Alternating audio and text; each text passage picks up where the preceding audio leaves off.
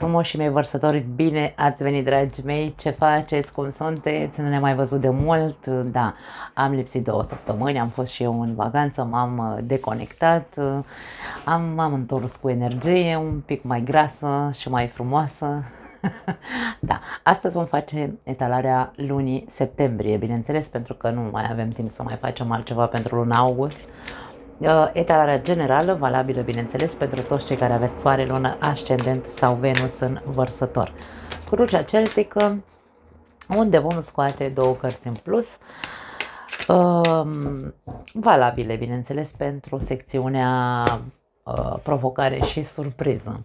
După cum vedeți, am încercat să schimb și contextul, adică să puteți să vedeți și o parte din cărți, cum sunt ele așezate pe masă. Chiar dacă nu le veți vedea în totalitate, eu oricum o să vi le arăt, așa că începem. Luna septembrie, energia ta, cavaler de bâte. Wow! O energie de foarte mult impuls, de foarte mult chef de a face, de acțiune, de, nu știu, curaj, da? Este cartea care reprezintă zodiile de foc, ești foarte focos, ești pus pe aventură, ești inspirat, impulsiv, nu știu, foarte multă energie de acțiune, da? Poate că vei fi foarte activ în luna septembrie. Hai să vedem. Situația, forța, wow! Forța ca situație ne arată o situație destul de, hai să spunem, care are nevoie de foarte multă putere din partea ta să-i faci față. Nu știu dacă e vorba despre ceva greu sau complicat. Poate fi. Vom vedea. Hai să vedem. Hai să scoatem amănunte ca să vedem la ce se referă. 9 de cupe și pași de bâte. Pentru unii dintre voi poate fi vorba despre faptul că e nevoie de ca atitudinea sau energia voastră să rămână constantă, să nu scadă. Energia ta este cavalerul de bâte. Aici avem un paj de bâte. Atenție! Vedem o scădere a energiei.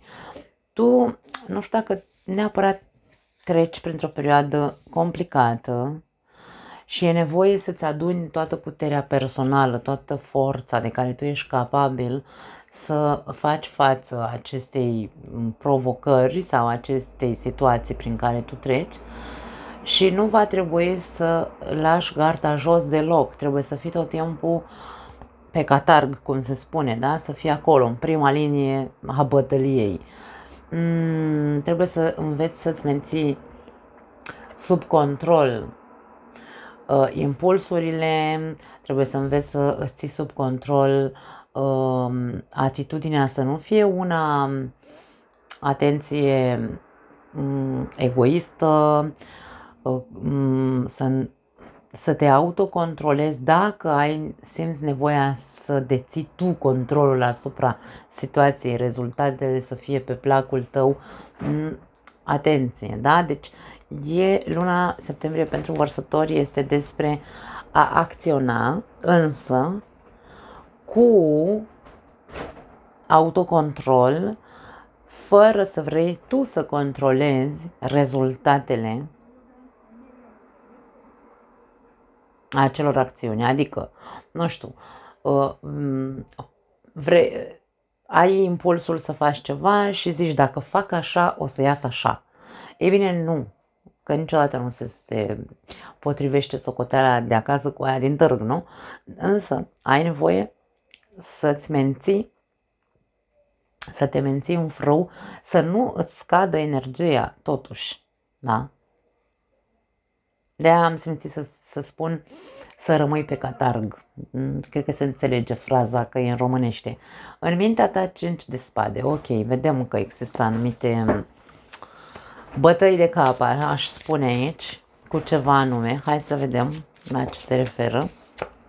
5 de spade din nou. Măi.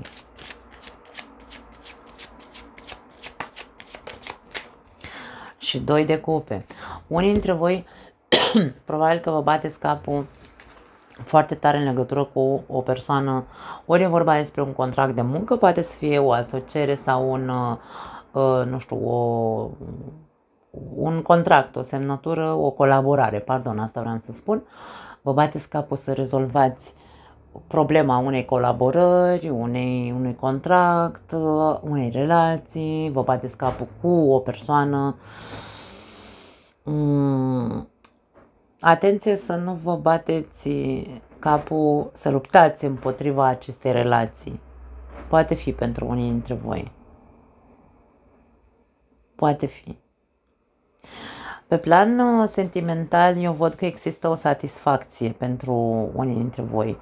Nu văd să existe, vezi, Doamne, varianta că nu aveți pe cineva în viața voastră. Ba da, sunteți ok. Poate ce nu vă place și este ceea ce voi va trebui să controlați, poate aveți o diferență de vârstă între voi. Și poate asta te face pe tine să lupți împotriva acestei relații. În mintea ta se dă o bătălie ca și cum diferența de vârstă e prea mare sau habar n-am, nu știu ce spui tu acolo. Da? Are legătură, e posibil să aibă legătură cu diferența de vârstă. Însă eu aș spune că dacă tu te simți bine lângă persoana asta, nu ai de ce să lupți împotriva acestei relații. Lasă relația să curgă, lasă relația să vezi unde ajunge.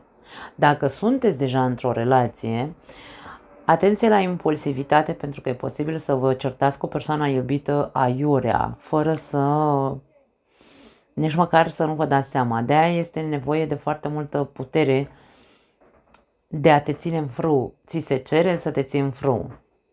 Pentru că din impulsivitate poți să iști scandaluri sau alte, nu știu, alte certuri aiurea, da. Și să provoci, un război doar pentru că, nu știu, persoana asta n-a pus cana unde trebuia. Atenție! În subconștient, 6 de spade. 6 de spade este cartea celui care caută sau, da, energia care ne face să căutăm liniștea și pacea. Avem moartea și hai să mai scoatem o carte.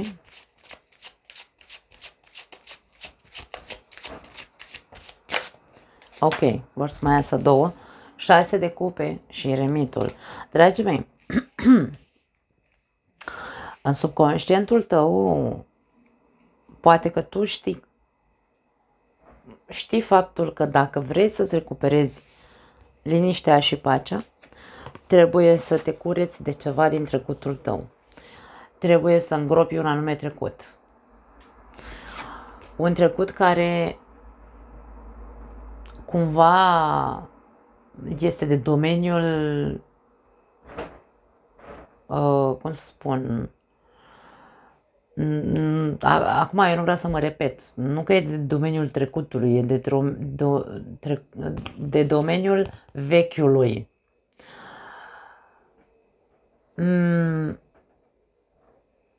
Când ceva știm că trebuie să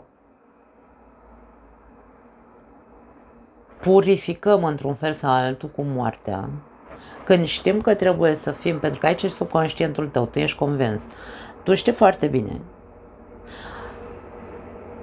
că pentru a-ți recupera liniștea și pacea, sufletească, mentală, nu contează, trecutul ăla care e în haine vechi așa cumva, trebuie îngropat. Nu știu despre ce e vorba, habar n-am, tu știi. Ori este un trecut împreună cu această persoană, ori fiecare dintre voi, dacă sunteți singuri, trebuie să vă îngropați un trecut anume, ca să puteți să ajungeți ca relația să fie fluidă, să se construiască în liniște și pace. Acest trecut poate avea legătură cu faptul că, vezi, Doamne, tu spui despre tine că ești prea bătrân sau bătrână sau mai mare decât persoana respectivă, că aici vedem o diferență de vârstă. Ca să fie liniște și pace și această relație să meargă unde trebuie să meargă sau să ajungă unde trebuie să ajungă, tu trebuie să faci odată pace cu diferența asta de vârstă, să schimbi chipul, pentru că eremitul este acea atitudine învechită, părere învechită pe care o avem. Trebuie să schimbi chipul. Da. Nu poți să pretinzi că vrei ceva sau, mă rog, vrei o relație în liniște și pace când în mintea ta, în dublu, avem aici 5 de spade, aici 6 de spade, da? Nu poți. Când tu ai lupte interioare sau, mă rog, lupte mentale, îți bați capul foarte tare cu relația, cu persoana, cu diferențele de vârstă, cu ce ți-o bate tu capul.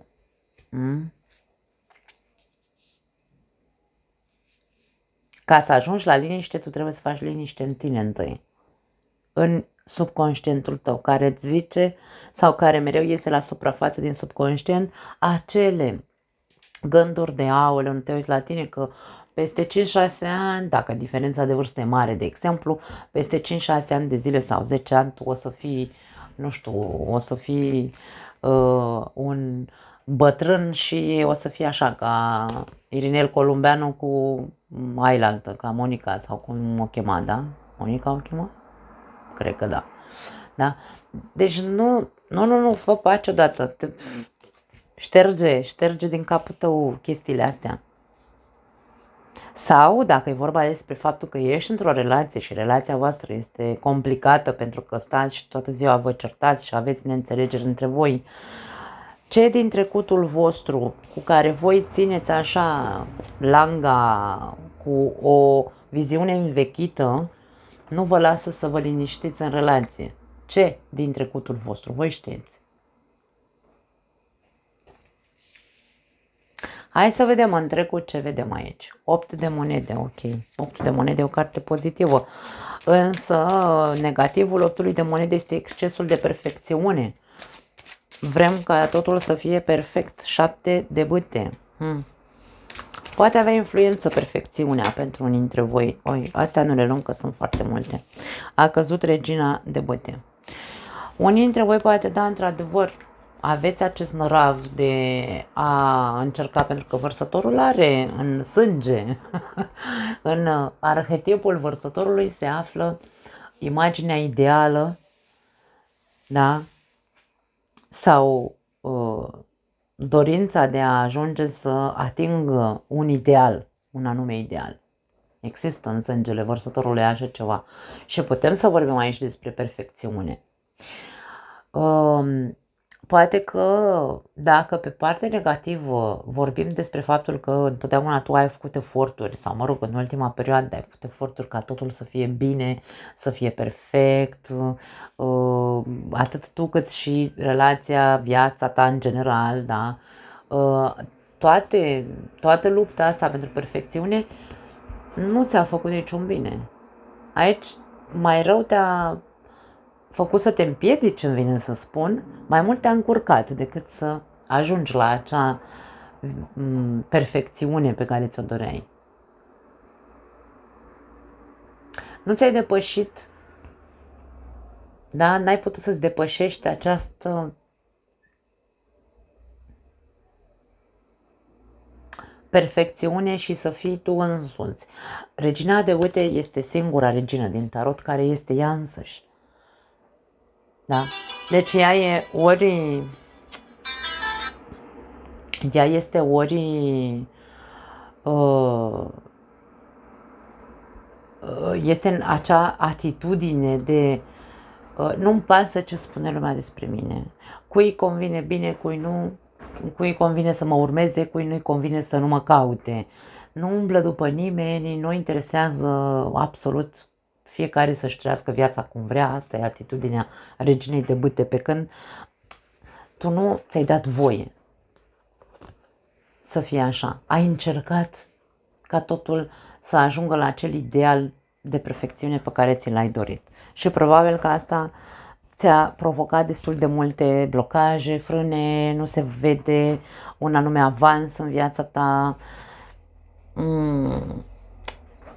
Din punct de vedere relațional, cel puțin aici, asta pare, că e vorba despre iubire. În viitor, rege de monede. Hai să vedem ce cu acest rege de monede. În viitor, adică în următoarele 3 luni de zile. 9 de monede.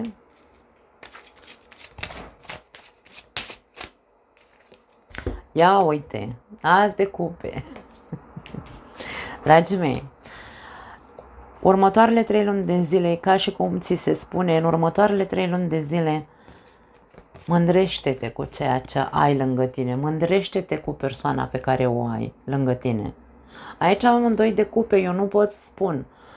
Sau mândrește-te pentru că ai reușit pentru că vei reuși să ajungi pe picioarele tale din punct de vedere financiar, vei reuși ca proiectul tău să prindă baze, da? Deci, dă-ți timp 3 luni de zile. E ca și cum dai șansa acestei relații să-ți arate că poți să fii mândră de ea. Dă-i șansa acestui proiect să-ți arate că va da roade și că te poți simți mândru de tine. Dă-ți voie, 3 luni de zile, îmi vine să spun. Wow! Hai să vedem provocarea. Wow! 10 de spade.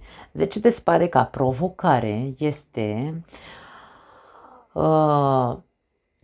terminarea agoniei, pentru că în sine 10 este un număr de final, iar spadele sunt acea durere, agonie pe care o simțim. E finalul agoniei, ceva se termină în viața vărsătorilor sau ești provocat să termini, să ieși dintr-o anume agonie, ești provocat să te ridici de la pământ indiferent cât de mult ai suferit, da? Pentru că 10 de spade e o carte de suferință, să nu uităm. Hai să vedem. Cavaler de bâte, energia asta a ta, da? Și 10 de monede, dragii mei. Eu aș spune că pentru foarte mulți dintre vărsători, dacă vărsătorul acceptă provocarea să termine, să rămână în această energie de acțiune în care să lupte pentru el, pentru bunăstarea lui, pentru binele lui, pentru a se ridica de la pământ, pentru a îngropa acel trecut despre care vorbeam, pentru a termina un ciclu de suferință din viața lui, vărsătorul va reuși aici. Ori vorbim aici despre căsătorie dacă nu sunteți căsătoriți, ori vorbim aici despre stabilitate financiară, abundență și așa mai departe, da?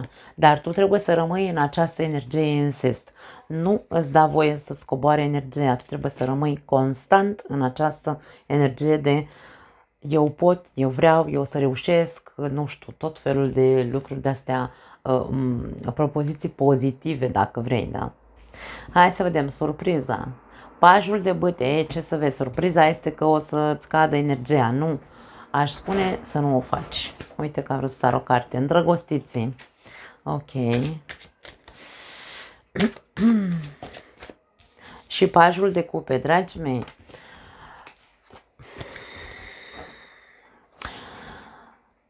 Mie vine să spun că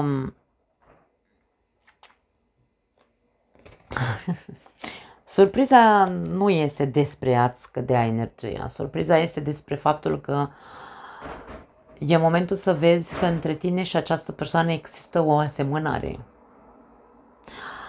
Ambele persoane sau amândoi sunteți idealiști, amândoi sunteți așa cumva cu visători, nu știu dacă neapărat cu capul în nori, nu aș spune neapărat că simt că sunteți cu capul în nori.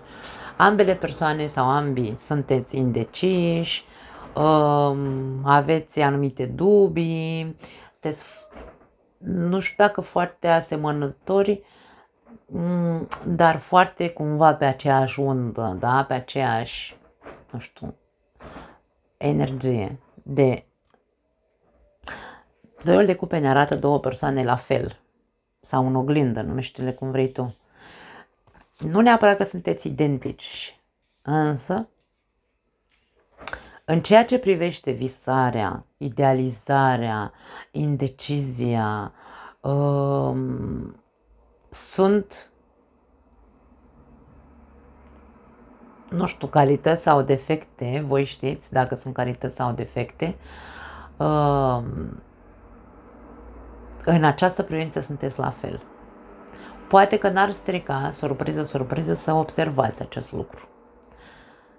Pentru că în cazul în care se ajunge sau vei ajunge într-un impas sau veți ajunge într-un impas în legătură cu ceea ce voi vă doriți sau ceea ce își dorește fiecare dintre voi de la această relație, în cazul în care ajungeți într-un impas, să vedeți dacă reacțiile voastre sunt impulsive, a amândorura, da? Nu doar a voastră. Reacțiile voastre sunt impulsive sau reacțiile voastre sunt de, hai să spunem așa, tratament superficial. Trebuie observat. Poate exista, hai să spunem ca surpriză, poate exista o cerere sau o invitație impulsivă, aș spune, ceea ce vă va pune pe voi într-o poziție de ce răspuns dau eu aici. Eu nu știu dacă neapărat e vorba despre o cerere în căsătorie. Poate să fie. Poate fi ceva timid, dar impulsiv în același timp. Poate fi cumva aruncată o pastilă doar, da? Cumva așa ca și cum eu m-aș căsători cu tine dacă tu nu știu ce, puncte. Sau dacă, nu știu, dacă, puncte. Și atunci pe tine te pune puțin așa pe gânduri și zici, aoleu, și dacă m-ar cere de nevastă, de exemplu, eu ce răspuns aș da? Intervine indecizia, intervin dubiile, probabil. Așteptați-vă, unii dintre voi, că n-are cum să fie pentru toată lumea, unii dintre voi așteptați-vă la un mesaj de genul ăsta din partea persoanei iubite, să spunem așa. Dar nu cred că va fi ceva oficial, autentic, care să vină cu un inel sau nu știu, nu cred. E doar o pastilă, eu asta simt. Cu cei doi paji, n-are cum să fie ceva concret și ceva oficial, nu cred. Dacă e, Doamne ajută, uite, ce să zic. Concluzia, 7 de monede. 7 de monede este cartea răbdării, da, așteptărilor, a răbdării, a răbdării să ai tu răbdare, să se întâmple anumite lucruri. Este cartea rezultatelor sau a recoltei. Hai să vedem cu ce vine. Este cartea investițiilor.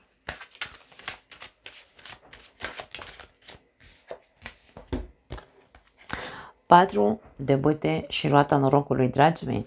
Dacă voi știți să aveți răbdare și știți să udați această plantă, da? 7 de monede. Dacă știți să uzi această plantă, pentru că această relație, această imagine ne arată o persoană care vine să își vadă recolta, a plantat ce a plantat ea acolo, a plantat monezi și uite că a răsărit copacul cu monezi și stă atentă, este foarte atentă, a avut grijă de această plantă, a udat-o, a îngrijit-o și este foarte atentă să vadă când se coace rodul ca să poată să îl culeagă. Așadar, concluzia este că dacă tu cu răbdare, cu alimentare sau, mă rog, cu nutriție, da? Nutrești, alimentezi această relație, acest proiect, această afacere, în cazul în care vorbim despre o asociere sau colaborare. Dacă tu ai răbdare, dacă pui din partea ta, investești, da?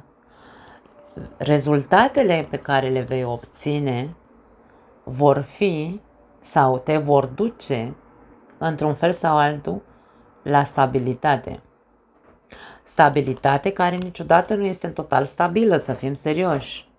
Nu poți să-ți dorești perfecțiunea, nu mai poți să idealizezi aici o perfecțiune. Nu, aici vorba despre, ok, o relație sau o afacere vine cu surprize la pachet.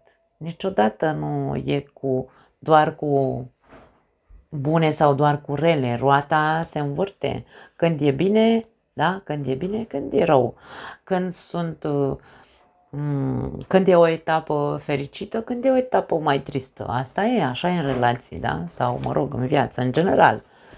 Așa că ai nevoie să înveți să investești, să înveți să ai răbdare, să înveți să accepti rezultatele